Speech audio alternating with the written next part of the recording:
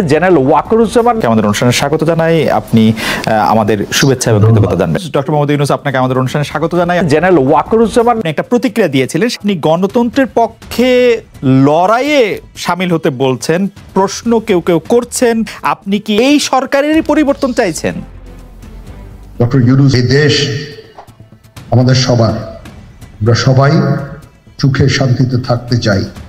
আমরা চাই না হানাহানি, কাটাকাটি, মারামারি। সেই উদ্দেশ্যে আমি কাজ করে যাচ্ছি, আমরা কাজ করে যাচ্ছি। আমাদের সেনাবাহিনীর প্রতি আক্রমণ করেন না। একটা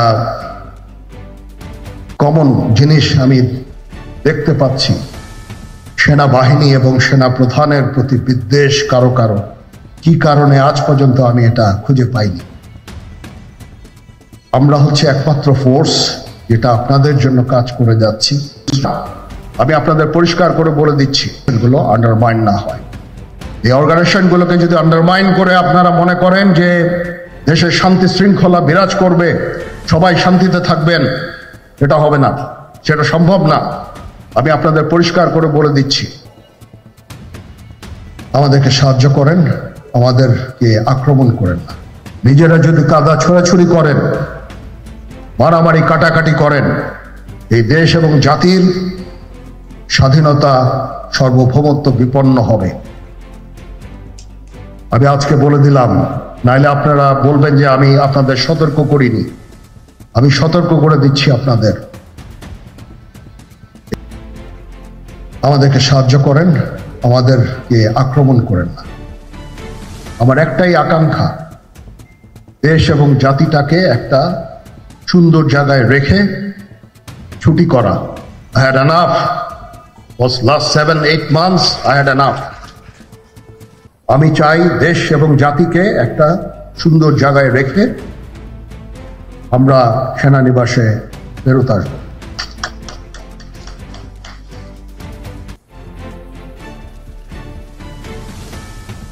আরেকটা জরুরি বিষয় যেটা আমি ভাবলাম যে আপনাদের সাথে আমি শেয়ার করি। দেশের এই আইন শৃঙ্খলা পরিস্থিতি খারাপের পিছনে কিছু কারণ আছে। প্রথম কারণটা হচ্ছে যে আমরা নিজেরা হানাহানির মধ্যে ব্যস্ত, একজন আরেকজনের বিরুদ্ধে বিষোদ্গারে ব্যস্ত। এটা একটা চমৎকার সুযোগ অপরাধীদের জন্য।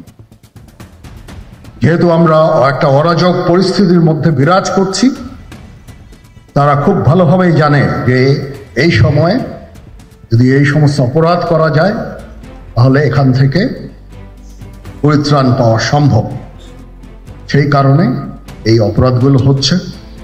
আমরা যদি সংগঠিত থাকি, একত্রিত থাকি, তাহলে অবশ্যই এটা সম্মিলিতভাবে মোকাবেলা করা সম্ভব হবে। Police, RAB, BGB, DGFI, NSI এগুলো দেশের জন্য অত্যন্ত গুরুত্বপূর্ণ কাজ করেছে অতীতে। খারাপ কাজের সাথে অসংখ্য ভালো কাজ করেছে। আজকে যে দেশের স্থিতিশীলতা, দেশটাকে যে এত বছর স্থিতিশীল রাখা হয়েছে, এটার কারণ হচ্ছে এই সশস্ত্র বাহিনীর বহু সেনা সদস্য, সিভিলিয়ান সবাই মিলে এই অর্গানাইজেশনগুলোকে, অসামরিক, সামরিক সবাই মিলে এই অর্গানাইজেশনগুলোকে এফেক্টিভ রেখেছে।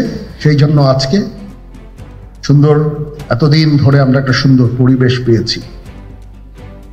এর মধ্যে যারা কাজ করেছে, যদি অপরাধ করে থাকে সেটার শাস্তি হবে, অবশ্যই শাস্তি হতে হবে, না হলে এই জিনিস আবার ঘটবে।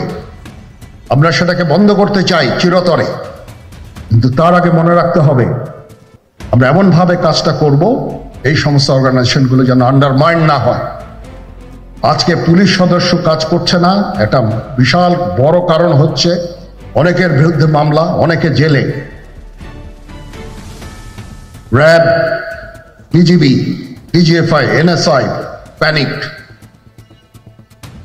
বিভিন্ন দোষারোপ, গুম, খুন ইত্যাদি তদন্ত চলছে।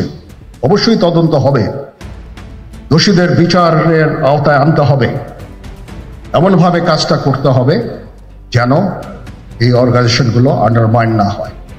এই অর্গানাইজেশনগুলোকে যদি আন্ডারমাইন করে আপনারা মনে করেন যে দেশের শান্তি শৃঙ্খলা বিরাজ করবে, সবাই শান্তিতে থাকবেন, এটা হবে না, সেটা সম্ভব না।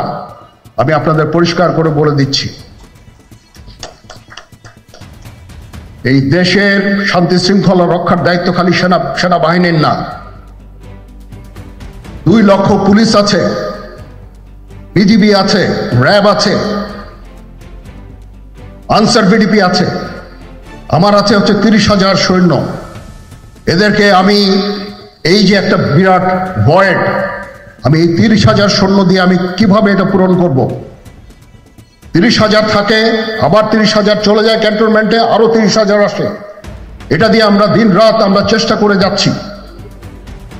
এখানে যে সমস্ত উচ্ছৃঙ্খল কাজ হয়েছে সেটা আমাদের নিজস্ব তৈরি, এটা আমাদের নিজস্ব ম্যানুফ্যাকচার, আমরা নিজস্ব এইগুলো তৈরি করেছি। এই বিপরীতমুখী কাজ করলে কেসে কখনো শান্তি শৃঙ্খলা আসবে না, এই জিনিসটা আপনাদের মনে রাখতে হবে। কোন জায়গায় আপনি সরকারের লুপ হোলসগুলি দেখেন এবং আপনি মনে করেন যে এই ব্যাপারগুলি মানে নীতিমালায় পরিবর্তন আনা দরকার বা কোনো আইনের পরিবর্তন আনা দরকার বা আরো ভিজিলেন্ট হওয়া দরকার, কোন বিষয়গুলি নিয়ে আপনার পরামর্শ বা সাজেশন, অবজারভেশন? সেখানেই বলছিলাম আর কি, রুল অফ লটা এস্টাবলিশ করা, আইনের কোনো বিষয় না, আইনটা প্রয়োগ করতে হবে। তো আইন প্রয়োগ না করলে এগুলো তো কিছুই হবে না। এগুলো আইনের প্রয়োগ, যারা আইন প্রয়োগ কর্মকর্তা তারা ঠিকমতো করছেন কিনা, সমস্ত বিষয়টা হলো আইনের প্রয়োগ। আইন হওয়া, আইনের নির্দিষ্টভাবে প্রয়োগ করা, আইনের যেটা কন্টেন্ট ছিল, যেটা আইনের পেছনে যে কার্যকারিতা ছিল সেটাকে প্রয়োগ করা। সেটা না করলে তো কিছুই হবে না। আইনের প্রয়োগটাই আপনি আসলে বেশি গুরুত্ব দিচ্ছেন, যে আইন এক্সিস্টেন্ট আইন আসে সেই আইনের মধ্যেই এগুলি আসলে রোধ করা যায় বলে আপনি মনে করছেন, যদি আইনের প্রয়োগ হয় বা আইনের প্রয়োগ সিলেক্টিভ না হয়। একবার প্রয়োগ করা শুরু হলে তখন বুঝে যাবে কোন জায়গায় আপনার ঘাটতি আছে, সেটা পূরণ করে দেবেন।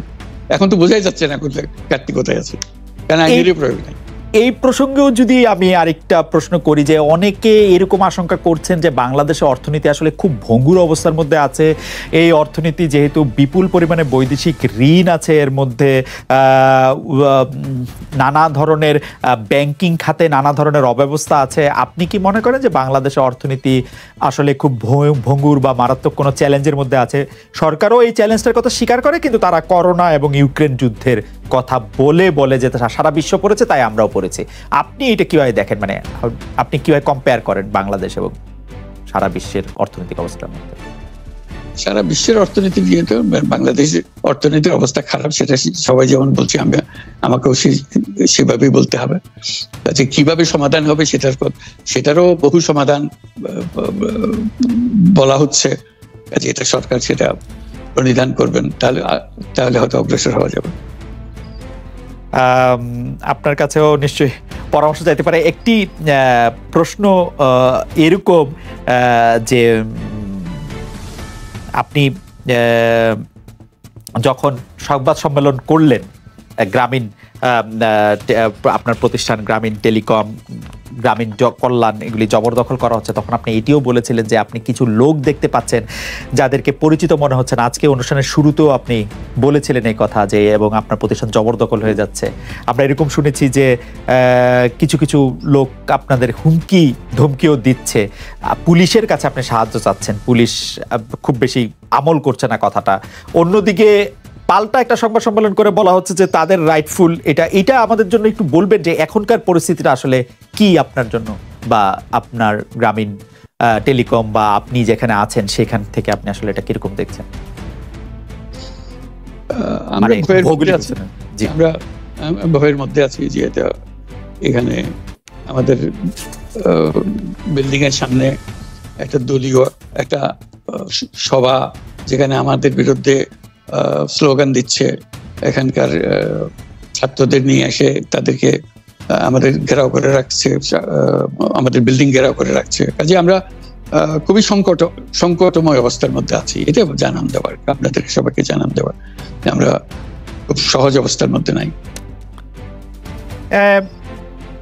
অনেকে এই কথা বলে থাকেন প্রফেসর ইউনূস যে আপনি তো ইচ্ছা করলে এই পৃথিবীর যে কোনো দেশে সেটেল করতে পারতেন, পৃথিবীর যে কোনো দেশের হয়েই আপনার যে আইডিয়াগুলি সেগুলি আপনি ডিসেমিনেট করতে পারতেন, তারপরেও আপনি বাংলাদেশে থাকছেন, বাংলাদেশে থাকাটাকেই আপনি মানে আমি যদি বলি আপনার জন্য নির্ধারণ করছেন, সেটি কারণ আপনি চাইলেই সেটি সম্ভব, সেটি কি আপনার জন্য দিন দিন কঠিন হয়ে যাচ্ছে, বা আপনি এটি কেন করছেন? বা মানে অনেকে বলছেন যে আপনি আসলে, হ্যাঁ আপনার কাছে জানতে চাইছি যে আপনি তো আসলে দেশে থাকেন, বিদেশে থাকেন, মানে আপনার ভৌগোলিক অবস্থানটা তো আসলে আপনার আইডিয়াগুলির জন্য খুব বড় বাধা না, মানে আপনাকে বাংলাদেশেই কেন থাকতে হবে, এটা অনেকে প্রশ্ন করেন যে মানে আপনি বাংলাদেশে থাকাটাকে কেন প্রেফার করেন? তুমি কি বলছো আমি দেশ ছেড়ে চলে যাই? না, আমি বলছি, আমি জানতে, বাংলাদেশের মানুষ তো এরকম ভাবে যে দেশ থেকে যে চলে যেতে পারে সে খুব চলে যায়। এমন কুসন্তান হলাম দেশের জন্য, এখন পরামর্শ দিয়ে আপনি দেশ ছেড়ে চলে যান, এই অবস্থা হলো আমার। মনে করি না আমার এই অবস্থা হয়েছে যে আমি দেশেরই সন্তান, এই দেশেই থাকবো, দেশের জন্য যে কাজ করি সেটাই করব, এটা যতদিন আমি বেঁচে আছি সেটাই করে যাব। আমাকে বিভিন্ন দেশ থেকে আহ্বান জানাই, আমি কেন ওখানে দেশে থাকছেন। আজকেও একটা নতুন দেশ থেকে আহ্বান পেলাম, বলে আমরা সব ব্যবস্থা করে দেবো। এটা আর একটা নতুন দেশ যোগ হলো আছে। কিন্তু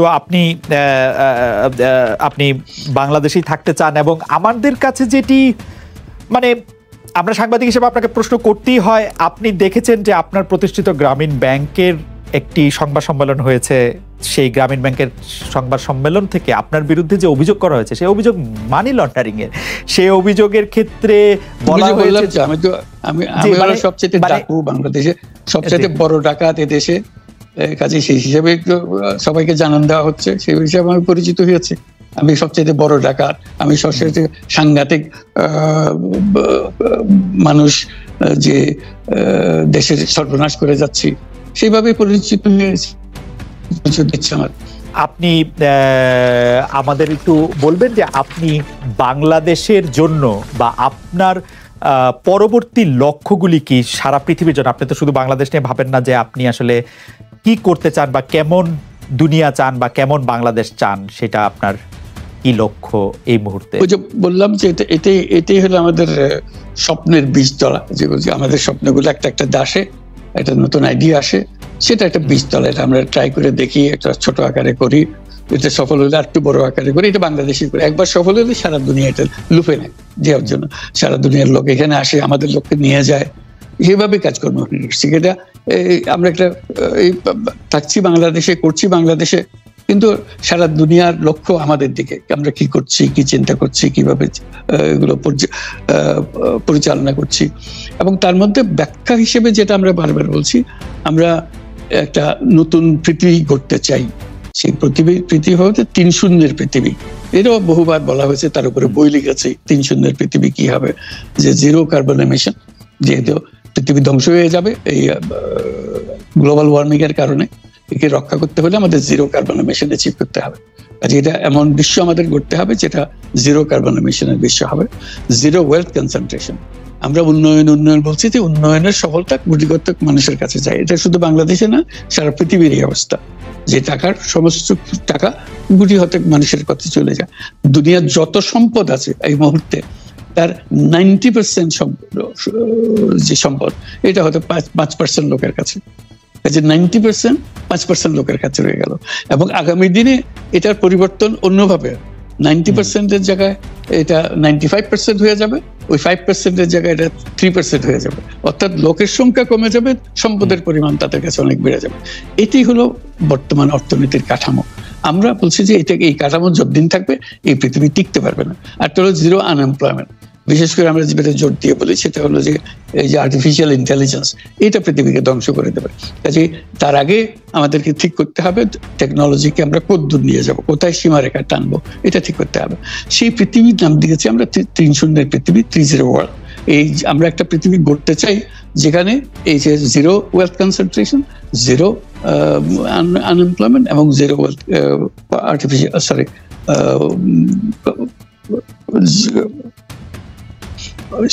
গ্লোবাল ওয়ার্মিং 0 হবে। এই 3টা 0-র মধ্যে আমরা থাকবো।